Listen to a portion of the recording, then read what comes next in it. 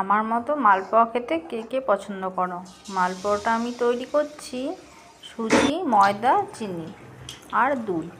তো একসাথে আমি তিনটেই গুলিয়ে নিয়েছি। তো পরিমাণটা হলো 3 কাপ ময়দাতে 1.5 কাপ সুজি হবে আর 1.5 কাপ চিনি। এটা দিলেই পারফেক্ট গোলা তৈরি হয়ে যাবে। আর দুধ পরিমাণ মতো যেটুকু লাগে। তো দেখো আমার এটা কিন্তু খুব সুন্দর নিচে কড়াইতে লেগেও যায়নি আর খুব সুন্দর ফুলেছেও। কেউ বলবে না যে এটা ময়দা দিয়ে তৈরি। পুরো চালের গুঁড়ো ফেল করে দেবে। চালের গুঁড়ো দিয়েও তেলের পিঠে হয়, এটা তেলের পিঠেও বলতে পারো বা মালপোয়াও বলতে পারো।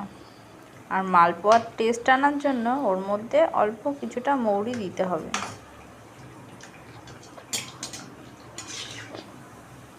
তো রেডি আমার মালপোয়া। খেতে কিন্তু জাস্ট ওয়াও লাগে আর খুব অল্প সময়ের মধ্যে হয়ে যায়। তোমরাও এটা ট্রাই করে দেখতে পারো।